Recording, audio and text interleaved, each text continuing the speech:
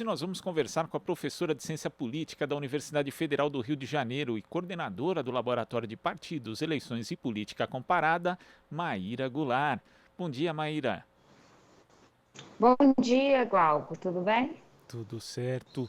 Maíra, nós acompanhamos há pouco aqui a edição feita da entrevista coletiva dada pelo ex-presidente Lula a sites da mídia independente. Em 3 ocasiões diferentes, durante a coletiva, que durou ali pouco mais de 2 horas, o ex-presidente foi questionado a respeito da possibilidade de uma composição de chapa com o ex-governador de São Paulo, Geraldo Alckmin. E ali ele defendeu essa possível composição, disse o seguinte, inclusive, Maíra: eu espero que o Alckmin esteja junto, sendo vice ou não, porque me parece que ele se decidiu por fazer oposição definitiva não apenas ao Bolsonaro, mas ao dorismo aqui em São Paulo, referindo-se ali à parcela do PSDB que apoia a candidatura de João Dória. Como é que você viu essa possibilidade? Está cada vez mais real de Alckmin se tornar vice de Lula em 2022? Eu acredito que sim, eu acredito que faz parte dessa caminhada do Lula rumo ao centro, né, para ganhar eleitores novos, para atuar nas franjas do bolsonarismo, que eu acho que é uma estratégia válida, né, afinal, ele, diferentemente do que se deveria esperar numa eleição, quando a gente tem um líder autoritário no poder, que seria uma eleição, que seria um plebiscito se a gente quer ou não esse líder, né? Mas o que se configura aqui no Brasil é quase como um plebiscito se a gente quer ou não o Lula. Então faz sentido o Lula não contar apenas com os votos dos descontentes do Bolsonaro e também tentar expandir a sua espectro de atuação, né, de intenção de voto para essas camadas do centro, acreditando que as camadas já de esquerda são um voto espontâneo. Então o esforço tem que ser sinalizar para esse espectro do centro de que ele é moderado, destruindo assim, desmobilizando a principal estratégia do bolsonarismo e dos outros líderes populistas de direita do mundo para obter voto. Porque como é que funciona, né? São lideranças que mantêm o seu nicho de atuação, para quem eles sinalizam, para quem eles fazem política pública, num nicho muito segmentado, né? Que é uma população conservadora, com valores muito tradicionais, até reacionários. Isso dá 25% da população, 25% mais ou menos dos eleitores.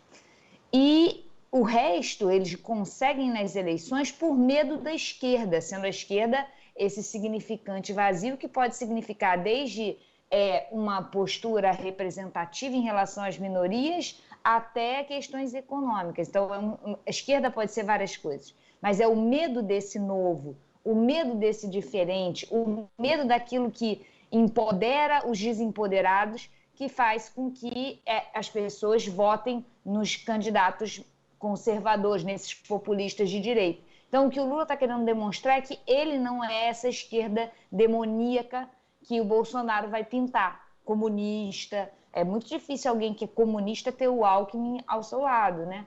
Então, eu acho que esse é o jogo que está sendo jogado, Gal. E durante essa entrevista também, Maíra, Lula disse que Alckmin tem que se decidir para que partido ele vai e afirmou mais de uma vez conversar frequentemente com o presidente nacional do PSD, o ex-prefeito de São Paulo, Gilberto Kassab.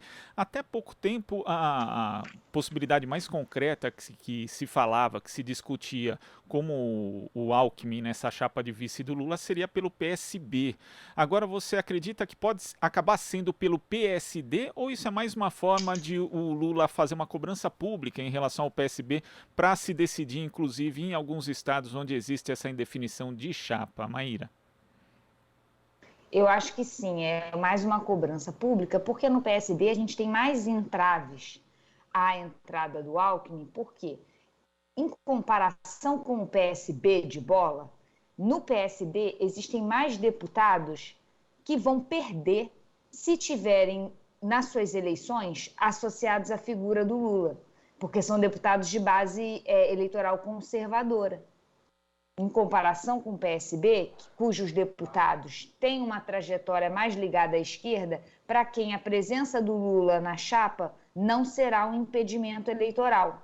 Por isso que no PSD de dado existem bloqueios à entrada do Lula, fazem sentido, uma vez que é a eleição para deputado federal, a principal eleição que está sendo disputada por esse partido, na medida em que é essa eleição, por esse e por todos, né? É essa eleição que vai definir o acesso ao fundo eleitoral de campanha e ao tempo de TV. Então, todos os partidos estão se organizando, tendo como mote aumentar a sua representação na Câmara dos Deputados. E a entrada do Alckmin no PSB pode ser um obstáculo a essa estratégia, uma vez que representaria um apoio ao Lula no primeiro turno, sendo que esse primeiro turno é que é coincidente com as eleições de deputados federais.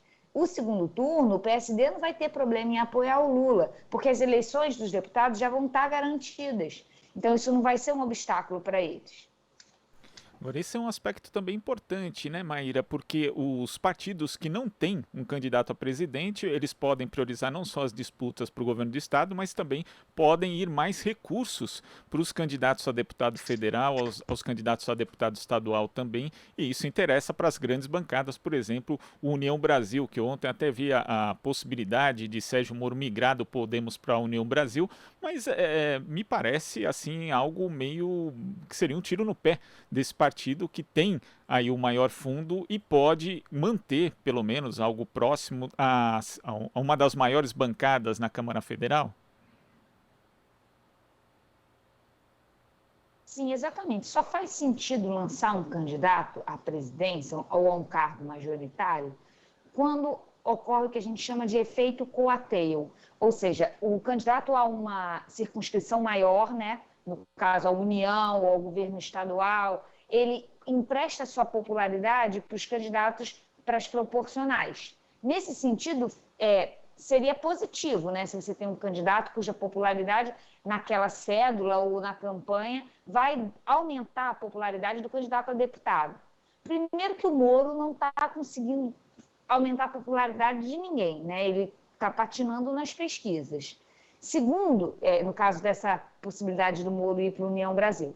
Segundo, que restringe os deputados que já têm uma trajetória ligada ao bolsonarismo ou uma trajetória mais ligada à esquerda, esses deputados vão estar com a sua... Eles vão estar um pouco vendidos nesse jogo, né? Se eles têm uma trajetória associada a uma liderança e o partido apoia a outra, eles ficam um pouco vendidos nesse jogo. Então, para além da distribuição dos recursos, que você muito bem mencionou, tem todo esse papel de qual é a utilidade e a desvantagem de estar associado a um candidato à majoritária ou de liberar os seus candidatos às proporcionais a apoiarem quem eles quiserem. As duas estratégias, dependendo de quanta popularidade aporta o candidato para as majoritárias, as candidaturas para as proporcionais, dependendo dessa quantidade, vai ser mais ou menos valioso abrir mão dos recursos para financiar uma candidatura para a eleição majoritária. E pegando outro aspecto aqui da entrevista do ex-presidente Lula, Maíra, ele falou que no caso de Pernambuco, por exemplo, né, ainda falando aqui da questão do PSB, se fechar o acordo, Humberto Costa retira a candidatura dele, lembrou ainda que existia a possibilidade, existia e existe a possibilidade de Marília Reis também ser candidata, manifestou o apoio a Marcelo Freixo na candidatura ao governo do Rio de Janeiro, e quando falou de São Paulo, ele disse o seguinte, Maíra: o PSB diz que tem Márcio França. Em algum momento se faz uma avaliação para ver quem tem mais chances. Se for Márcio França, vamos discutir com ele. Mas eu acho, com toda a modéstia, que o PT nunca esteve tão próximo de ganhar o governo do estado como está agora. E falando da disputa de São Paulo, ter o Alckmin como vice numa chapa presidencial não só é uma sinalização ao centro, né, ou à centro-direita, como você mencionou, Maíra, mas também você acaba não tirando um candidato que hoje lidera todas as pesquisas que são feitas aqui para governo do estado. Geraldo Alckmin já foi governador 3 vezes e também facilita o caminho de Fernando Haddad para a disputa pelo governo do estado? Concordo totalmente com você e eu acho que o PSB, não sei se ele está nessa posição de fazer tantas demandas, né, para o PT, uma vez que está numa chapa com um candidato que é franco favorito, é uma possibilidade de ser alçar um patamar de visibilidade que eu não sei se o PSB teria de outra forma. Então, assim, eu acho que ele está talvez fazendo um jogo duro aí sem ter muita razão, sem ter muito cacife para isso. Essa é a minha forma de entender. E no que diz respeito a São Paulo, também Porque, uma. assim, Glauco, Ah, a gente tem que entender. Desculpa. não, pode Existem falar. outros perfis que possam fazer essa sinalização ao centro para o Lula. Ele poderia pegar alguém do empresariado, ele poderia pegar uma mulher. Existiriam outras pessoas que poderiam fazer essa sinalização de maneira muito eficiente também. O Alckmin não é o último biscoito do pacote, né? Existem outros biscoitos nesse pacote. Então, eu acho que todo esse jogo duro que o PSB está fazendo não faz muito sentido. Você pode ver que o próprio Alckmin não está fazendo esse jogo duro. O máximo que ele fez foi aquele comentário, a meu ver, um pouco patético sobre o que o Lula estava sinalizando em termos da reforma trabalhista da Espanha. Foi o único momento em que houve isso, mas o Alckmin em nenhum momento está fazendo um jogo duro para ser vice do Lula. Não, e dá a impressão também, né, até pegando um outro trecho da coletiva do Lula ontem, e ele já falou algumas vezes de como escolheu o José Alencar como vice. A escolha do vice veio antes da escolha do partido do vice, porque o José Alencar, à época, estava no PMDB, migrou para o PL, e parece que a história está se repetindo, pelo menos nesse aspecto. Lula já escolheu um vice, falta definir o partido, que deve ser o PSB, ao que tudo indica, mas pode também não ser. Ele sinalizou ali como forma de pressão mesmo. O PSD, inclusive, falou do Solidariedade. Então, tudo indica que esse vice já está escolhido também, como foi a época antes do partido do vice, Maíra. Não, e mais do que isso, o PSD, se a gente for pensar em termos não apenas de uma coligação eleitoral, mas de uma coalizão de governo, ou seja, a diferença é coligação eleitoral são os partidos que se juntam para disputar uma eleição. Coalizão de governo é os partidos que se juntam para dar apoio eleitoral para o candidato, para o governante no executivo. Apoio eleitoral, apoio legislativo, né? Coligação eleitoral, coalizão de governo é apoio legislativo, apoio lá no Congresso. Seria mais interessante, sobre esse aspecto, ter o apoio do PSD de dado, uma vez que o PSB costuma votar com o PT, costuma votar em pautas progressistas. O PSD seria uma conquista. Por isso que, a meu ver, o único obstáculo é um obstáculo interno ao PSD. Não há uma preferência por parte do PT para que o Alckmin vá para o PSB de bola e aí se firme essa aliança.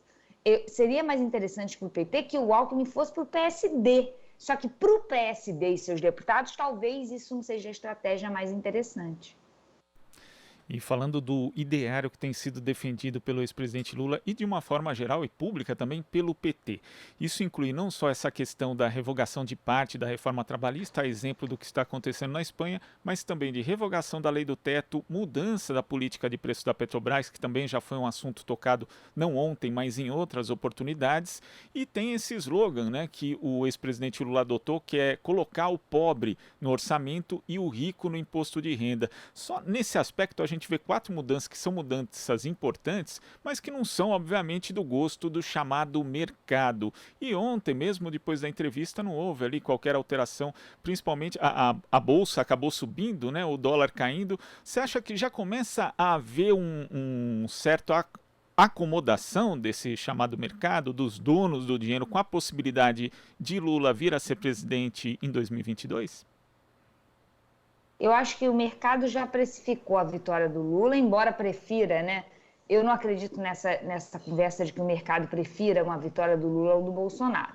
Eu acho que sempre as elites financeiras vão preferir aqueles candidatos que tenham prioridade na rentabilidade dos investimentos econômicos do que prioridade em processos de distribuição e crescimento econômico.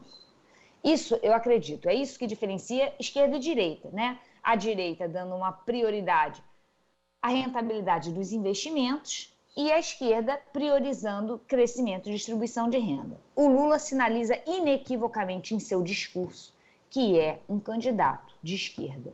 Por isso que a pauta prioritária é a economia, por isso que ele coloca essa oposição desigualdade versus tetos de gasto, por isso que ele deixa bem claro que ele quer um Estado forte e diferencia isso de Estado autoritário, né, recuperando toda a memória do governo Lula e Dilma, em que houve uma recuperação, né, um aumento das capacidades estatais, só que também de mais participação popular nas decisões do governo, mais representatividade. Tudo isso compõe esse ideário de esquerda que o Lula está apresentando e está sinalizando que ele, embora seja amparado por alguém do centro e queira sinalizar o centro, ele vai ter um governo de esquerda.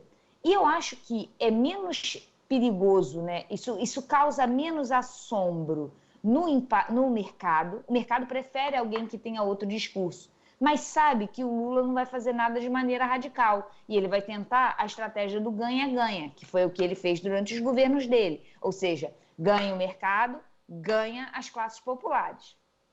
O problema são as camadas médias e aqueles que se identificam como ricos, mesmo sem ser, e escutam nesse discurso algo como o Lula vai priorizar os pobres, eu não sou pobre, eu vou me ferrar nisso. Ou mobiliza aquele nosso grande conhecido, o ódio de classe. Aquela raivinha que as classes médias sentem quando vem um empoderamento das classes populares, econômico, né? Ou quando vem transferências de renda do recurso comum para as classes populares. É isso que me preocupa.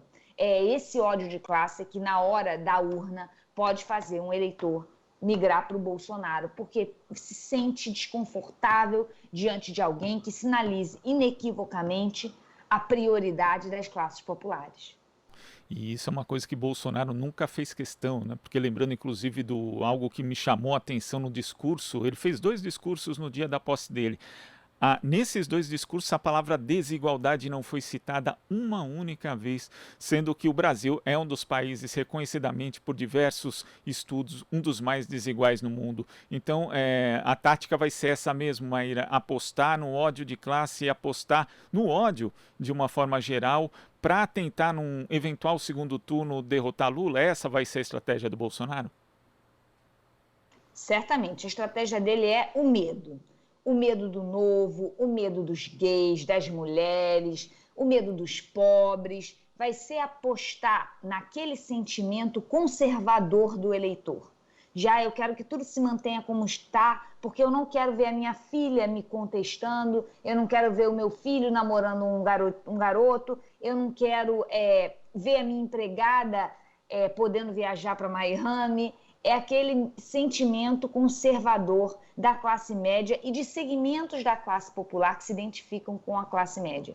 Eu acho que é esse ressentimento, é esse ódio de classe, é esse medo da mudança o principal catalisador de um voto no Bolsonaro. Maíra, eu queria agradecer a sua participação aqui no Jornal Brasil Atual. Até a próxima. Obrigada, Glauco. Até a próxima. Conversamos aqui com a professora de Ciência Política da Universidade Federal do Rio de Janeiro e coordenadora do Laboratório de Partidos, Eleições e Política Comparada, Maíra Goulart. Você está ouvindo Jornal Brasil Atual. As notícias que os outros não dão.